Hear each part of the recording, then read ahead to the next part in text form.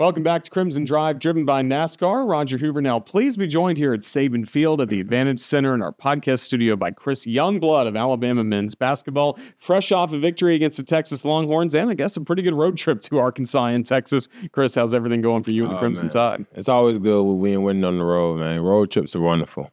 Did you like kind of staying out between Fayetteville, then going to Austin, having an extended trip a little bit? Only because my birthday was Sunday, so our off day, we just celebrated my birthday, had fun, and just, cherish the moment. Super Bowl Sunday, your birthday, so I imagine you ate pretty well, had a pretty good day. Oh, yeah, it was a great day, man. Phenomenal day. And the Eagles fan, but, support Alabama football players, so Jalen Hurts, Devontae Smith. Yeah, it's big time. How much fun have you had this season getting to wear that crimson jersey? Oh, man, I can't even put into words, man. That's probably the most important thing I think about. Just have fun. I don't really think about all that what's going on outside, the expectations that other people set for your own team. Nah, just have fun with your brothers, man. That's really been good, and of course, it's a very full circle moment for you because you grew up here, isn't it? Oh, yeah. It's funny because when I committed here, everybody thought this was all part of the plan. I said, this is not. I was set on about 3 or 4 other schools, but, Alabama came in, and they were just the perfect fit. Yeah, and tell us about growing up in Tuscaloosa. How big of an Alabama fan were you? All growing up, I was big time Alabama football, basketball. Me and my dad always went to games. But people don't understand that 1 year Cam Newton was at Auburn. I might have been an Auburn fan. I might have painted my room orange and blue. I hypothetically speaking, let's say I did, but but yeah, no, it was fun. It was fun. That's good. When did you get back towards Crimson a little bit after that? As soon as he left, got through that 1 year. Right? Yeah, that's good. And then for you playing high school basketball, I mean, what was Alabama on your radar? Was that the dream school at that time, or what doors were opening for you when you were playing in high school?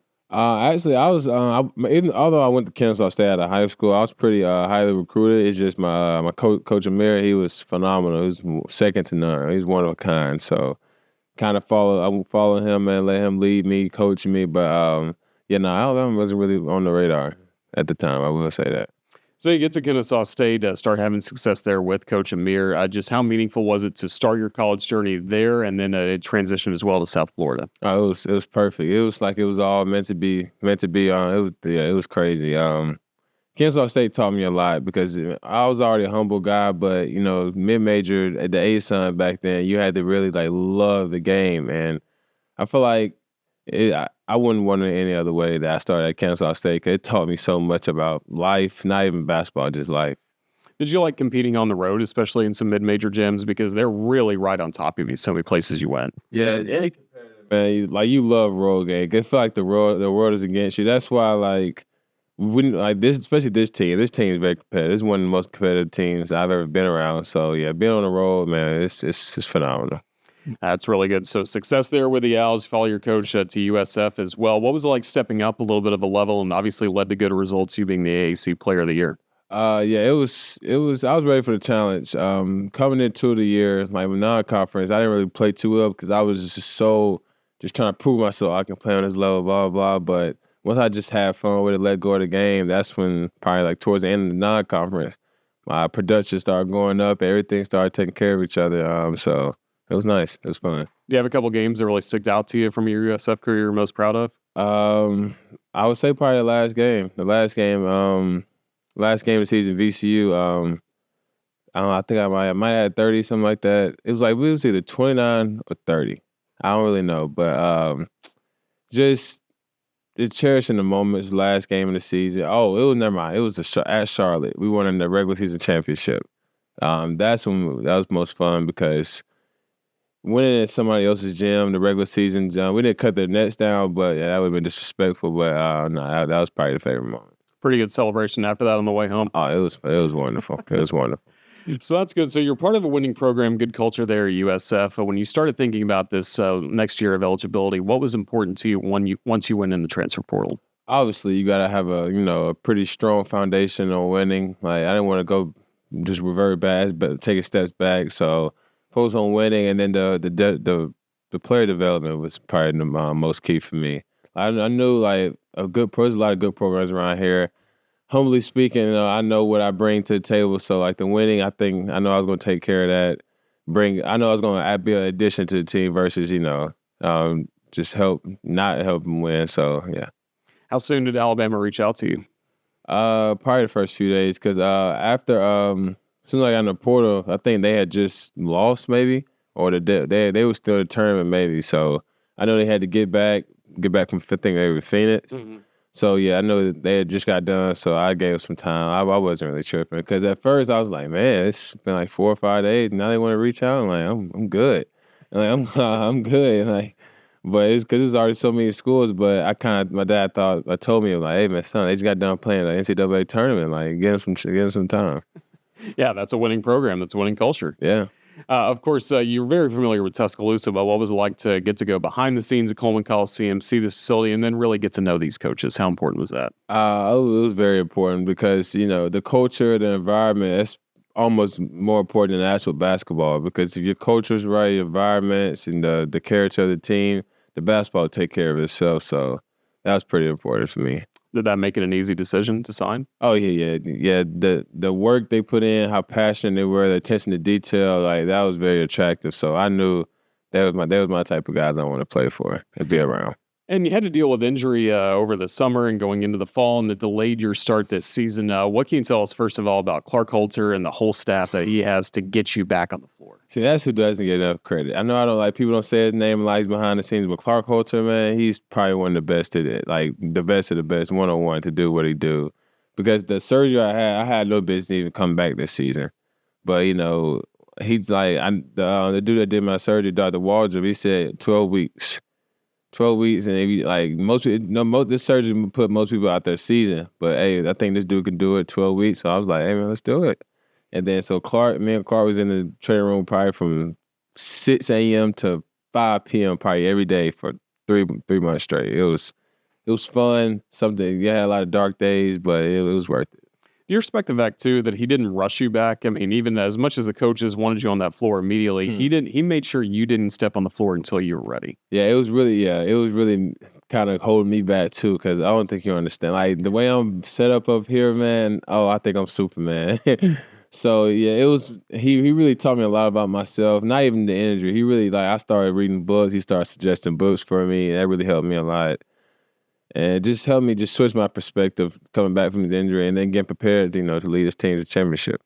And this fall, we did see some adversity as well with Coach Amir passing away. How much did that affect you and seeing what he and his family went through the last few months? Oh, man, that's even harder to put into words how that affected me. Yeah, Coach, he was different. Like, part of the reason I am the way I had don't get me wrong, I had a great dad. I've been very fortunate enough to have great leaders in my life, like my dad, my AAU coach, my high school coach. But Coach Amir, man, he taught me something like beneath surface level, like why you do this, like your character. It would be here all day if I had to talk about everything he taught me. You think about him almost every game? Oh yeah, every game, every day. Because like when somebody teaches you so much, like I literally have even when I'm responding now, like he taught me a little bit how to respond. When he teach you, like he in all aspects of my life. It's crazy. Oh, that's really good. So again, a great role model that you'll have memories of the rest of your life. You get plugged into this coaching staff. Who have you really liked on this staff? Who's been impactful in your either development or just you love playing for? I mean, obviously Oates because he's so competitive. He's probably the first person ever in my life I've met that actually match my competitiveness. Because people always call me crazy, but now Oates, he's different, man. I'd be like, wow, do I be looking like this? I'm like, there's no way. But Oates, it's been pretty fun playing for him. Just really all the coaches like Preston, just pretty fun, just learning a new coaching staff and seeing how they go about things and just know they work very hard for what they do. What is it about this system that allows, even though we've seen players change constantly the last few years, the results are pretty similar? If you put in the work and you're a good shooter and you're competitive and you play hard, this system is pretty much meant for you. Like you don't really have to be a sniper, a knockdown shooter. Just if you play hard, this coaching staff will find a way to fit you into the system. And then you just got to take your time and let the game come to you because we get up so many shots and so many possessions. You should nobody should be forcing a shot because we have so many opportunities for everybody to get a shot. Like we scored 103 points yesterday. I think I only scored 5 points. Hey, that's perfect. That just shows you what type of team and system we have, and that's what makes us so hard to stop. And there are different players that step up different nights. Against Texas, it happened to be Jaron, who had 22. That's what I'm saying. Like, it's really hard to beat us this year, man. As long as we keep on playing unselfish and, not care who gets the credit. And then there is a lot of care on the defensive end of the floor. Is this the most you've worked on defense, you feel like? Last year, I think I took a big step defense at South Florida, but this year I was very intense, especially once I got back healthy. Like, I knew as soon as I got back on the court, like, my legs wasn't ready, my ankle, like, I had to give it some time, but now I'm ready to take the road to. That's right. Well, a great matchup is coming up on Saturday here in Tuscaloosa. Alabama against Auburn, both ranked number 1 in different polls. Just how excited are you for this in-state matchup? You're an in-state kid from Alabama. How meaningful is this game coming up? It's pretty cool. I will say that. Like, it's at the end of the day, it's a regular season game. Then again, rivalry is a rivalry. So, like, I'm not trying to downplay it. So, because the emotion is going to be very high. So, I'm pretty excited. I know it's my first Auburn, Alabama game I've been to. I know it's gonna be crazy in there. You got college game day coming, so it's gonna be a fun game. We're looking forward to that. Some great rivalry matchups against Tennessee, Auburn also coming up later on the year on the road. And then for you, just what do you hope the next step is for you after this season? Oh, we're going for NBA for sure. Yeah, NBA. Get drafted. Continue my basketball career. And we've heard maybe you could be a coach down the road. Is that something you do think about? Oates has brought that up. Oates has said that so many times to me. Yeah, I mean, right now, like, it's gonna be hard because I feel like I don't have enough patience for these for kids. I really don't have enough patience for it. But I'm pretty sure down the line, like, if that's my calling, I would know. I'll take care of it. It's crazy because, like, Coach Amir, I remember it was about like 3 years ago. We worked this summer camp. Everybody had their own little team. And I literally quit on my ankle. I quit on my team because, like, they just wasn't going hard. They wasn't playing hard. They just wasn't listening. So I was like, I can't die. Now I don't see how y'all do this. I can never be a coach. And then a few years later, like, I probably developed some patience. My perspective shifted a little bit. And I feel like I definitely would be a pretty decent coach. But all because of him. I ain't gonna lie to you. Like, everything he's taught me, like, I was a sponge just soaking it in for 4 years straight. So I have just infinite knowledge and wisdom. How old were those kids that frustrated you so much? This is the part that made me sound bad. It's probably like 7, 8 years old. Just weren't setting screens, just weren't switching. I mean, and that shows you, like, the patience I had at the time. Like, and my coach is like, see why? Like, they're 6, 7, 8 years old. Like, what do you expect them to do? I said, I know. It's just like, I feel like when I was 6, 7, 8 years old, I was going hard. I'm diving on the floor. Like, I'm giving you all I got. And, like, see why? Everybody's different. So it was funny. I think you got some Coach Saban in you too. It's funny because, like, as I grow up, I'm a big observer. I just soak a lot of information in. So I watch podcasts, interviews. It's just learning different things from different coaches, and I feel like that's probably why I am the way I am right now. I was just a sponge. Well, for this Alabama team, what's it going to take the next few weeks to chase down all the lofty goals that you guys have internally, the fan base has externally? What's going to be most important for this team to focus on?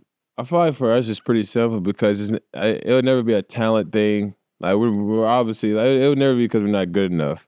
It's probably like us just getting ahead of ourselves and getting into a feel of ourselves is too much. Like, we're pretty good. Like, we've done a pretty good job this season, but we haven't done anything we, accomplished to do. Like, we still have a national championship to win. So, the job's not finished.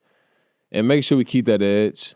Although I think in this conference, it's pretty easy to keep your edge because every team is good, so you can get beat, like, any night. Really, for the rest of the year, for the rest of our games, like, from here to conference tournament and then March Madness, like, there's no really reason to come out not ready to play, or even in practice, like, there's no really reason not to take advantage of each practice because, hey, man, like, we're striving for something bigger than what we're doing. So, to me, I feel like it's pretty simple.